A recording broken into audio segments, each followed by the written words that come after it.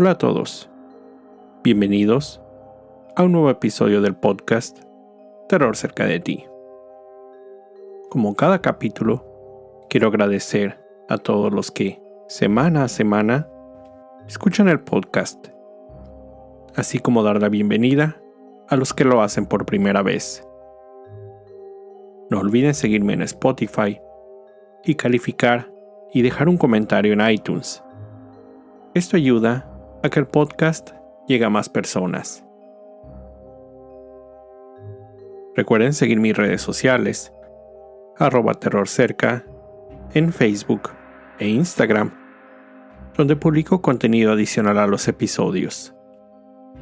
Y junto con el correo electrónico, terrorcercadeti@gmail.com, es la forma en que me pueden hacer llegar sus sugerencias de historias o sus propios relatos. La historia de esta semana sucede aproximadamente 200 años después de los juicios de brujas en Salem, en un lugar no muy alejado. Exeter, Rhode Island, es un pequeño poblado agrícola que a finales del siglo XIX y tras una brutal guerra civil, había visto reducir considerablemente el número de sus pobladores. Esto, aunado con la construcción del sistema de ferrocarriles en los Estados Unidos, había alejado a muchos de los hombres y jóvenes de sus pueblos natales en busca de trabajo y riqueza. Exeter, en 1820, había llegado a tener alrededor de 2.500 habitantes. En solo unas cuantas décadas, la población había decaído a poco más de 900 habitantes. George Brown era un granjero de Exeter. Estaba casado y tenía 3 hijos. La familia tenía una modesta propiedad de 30 o 40 acres de tierra, en su mayoría un suelo rocoso, solo con algunas pequeñas áreas de tierra fértil. En 1883, su esposa, Mary Brown, murió a causa de una extraña enfermedad. Solo 6 meses después, su hija mayor, Mary Olive Brown, costurera de 20 años, también murió de una misteriosa enfermedad. El obituario del diario local incluyó lo siguiente, cito: "Las últimas horas que ella vivió fueron de gran sufrimiento, pero aún su fe era firme y estaba lista para el cambio". Unos años después, Edwin, el único hijo varón de la familia Brown, era un joven fuerte. Trabajaba en la tienda de víveres del pueblo. Él también cayó enfermo de un misterioso malestar. Para tratar de mejorar su salud, fue enviado a Colorado Springs. Habían pasado casi 10 años desde la muerte de su madre y hermana mayor. Mercy Lena Brown, la hermana menor de la familia, era apenas una niña cuando sucedieron esas desgracias. Cuando su hermano aún se encontraba fuera de casa, Lena, como era conocida por todos, comenzó a presentar síntomas de la misma extraña enfermedad. El médico familiar fue llamado y después de revisarla, la diagnosticó con el mal conocido entonces como consumption, consunción. De acuerdo a un diario local, el médico le dijo a su padre, cito: "Cualquier ayuda médica adicional será inútil". La joven falleció al poco tiempo. Su obituario, publicado en enero de 1892, incluía palabras menos gentiles. Solo decía, cito, Señorita Lina Brown, quien había sufrido de consunción, murió la mañana del domingo. Edwin, su hermano, había regresado a Exeter después de una breve remisión. El joven se encontraba en su lecho de muerte, sufriendo los estragos de la misma enfermedad. Pero los habitantes del pueblo no creían en el diagnóstico del médico. Ellos tenían otra teoría. Los pobladores pensaban que una de las mujeres de la familia Brown era un vampiro y que solo matándola, el joven Edwin podría sobrevivir. Un grupo de hombres, decididos a salvar a Edwin, pidieron permiso a George, quien, sin muchas opciones, se los otorgó. Los vecinos caminaron al cementerio Chestnut Hill, una fría mañana de marzo de 1892, donde exhumarían los restos de su esposa e hijas. El grupo estaba encabezado por el médico familiar y un periodista. Empezando con la primera muerte, desenterraron el cadáver de la señora Brown. Al hacerlo, se encontraron con los restos en avanzado estado de descomposición, como era de esperarse después de casi 10 años. Siguieron con el cadáver de Mary, a quien también, al desenterrar, notaron el esperado proceso de descomposición de su cuerpo. En último lugar, abrieron la tumba de Mercy Brown. Al descubrir el ataúd, todos dieron un salto hacia atrás. Su cuerpo se encontraba casi en el mismo estado en que había sido enterrada más de 2 meses antes. Incluso parecía que sus uñas y cabello habían continuado creciendo. Uno de los hombres pinchó el cuerpo de Mercy con su pala. Notaron que aún había sangre en la herida, aunque espesa. Esto terminó por corroborar su teoría. Mercy era un vampiro, alimentándose de su familia. El rito a seguir en ese momento era abrir el pecho de Mercy y extraer su corazón. Así lo hicieron. Una vez con el órgano fuera, fue puesto en una piedra, donde lo quemaron. Después, tomaron las cenizas del corazón de Mercy y las mezclaron con la medicina que el médico había recetado a Edwin. Ellos creían que al consumir el corazón del vampiro, su víctima sanaría. Sin embargo, solo 2 meses después, el joven también falleció.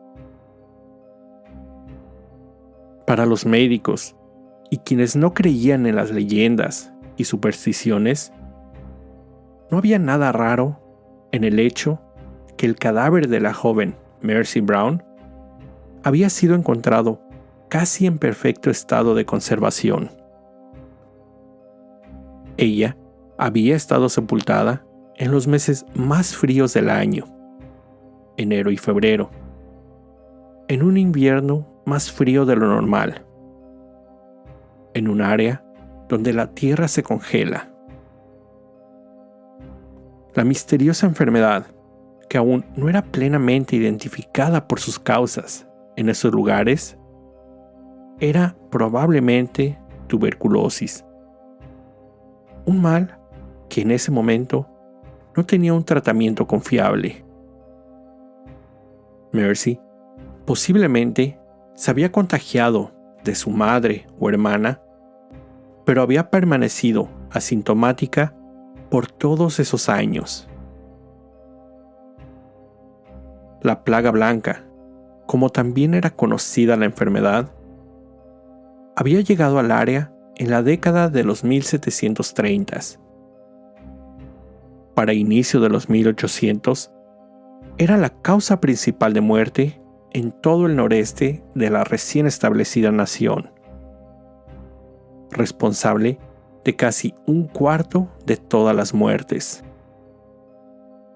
Los enfermos presentaban un terrible cuadro de síntomas, los cuales, en casos, se extendían por años.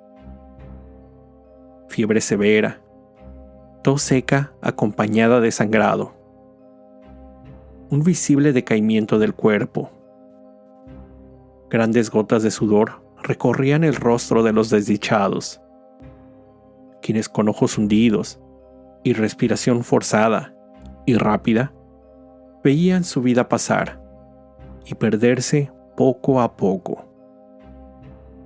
Parecía que algo les estaba chupando la vida de sus cuerpos. 1990. Un grupo de niños se encontraban jugando en una ladera en Griswold, Connecticut, cuando uno de ellos corrió espantado hacia su madre. Llevaba un cráneo humano. La policía llegó y descubrieron restos pertenecientes a múltiples cadáveres en un área relativamente pequeña. Inicialmente se pensó sería el lugar donde el asesino serial, Michael Ross, desechaba los restos de sus víctimas. Sin embargo, después de ser analizados, se determinó que los cadáveres tenían más de un siglo de antigüedad. El arqueólogo Nick Bellatoni determinó que el lugar era un cementerio de la era de la colonia, ya que en esa época era normal sepultar a los difuntos sin lápidas que indicaran sus nombres. Bellatoni descubrió solo 2 lápidas en el lugar. Cuando comenzaron a excavar en una de ellas, llegaron al ataúd, donde primero descubrieron la parte inferior. Allí encontraron los huesos de los pies acomodados de forma normal. Pero cuando abrieron la parte superior, encontraron que el resto de los huesos estaba totalmente desordenado. El esqueleto y fémures estaban sobre las costillas y vértebra. Parecía el clásico diseño de la bandera pirata. Análisis posteriores determinaron que la decapitación y las otras lesiones habían ocurrido casi 5 años después de la muerte. Alguien había exhumado el cadáver, movido los restos y dañado el sepulcro. El cadáver fue conocido como JB, ya que esas eran las iniciales descubiertas en tachuelas de latón clavadas en el ataúd donde fue encontrado. Bellatoni recurrió a otros arqueólogos para tratar de entender por qué el esqueleto había sido encontrado de esa forma. Uno de sus colegas le preguntó si había escuchado sobre los vampiros de Jewett City. En 1854, en el cercano poblado de Jewett City, Connecticut, pobladores habían exhumado restos de diversos cuerpos. Al sospechar eran vampiros que levantaban de sus tumbas y mataban a los seres vivos. Bellatoni contactó a Michael Bell, un investigador del folclore de Rhode Island. gran parte de sus investigaciones habían sido enfocadas en casos de exhumaciones por supuesto vampirismo en la región conocida como Nueva Inglaterra, la cual abarca 6 estados en el noreste de Estados Unidos: Connecticut, Maine, Massachusetts, New Hampshire, Rhode Island y Vermont. Bell confirmó la sospecha. El descubrimiento, sucedido en Griswold, tenía similitudes con los casos estudiados con anterioridad. Los hechos habían sucedido en aproximadamente la misma época. Griswold era también un pueblo rural, dedicado a la agricultura y relativamente cercano a Rhode Island, donde se sabía con certeza que algunos otros supuestos vampiros habían sido desenterrados de sus tumbas para obtener su corazón y volver a enterrarlos. Bell ha estudiado y documentado más de 80 exhumaciones en sus 30 años de experiencia.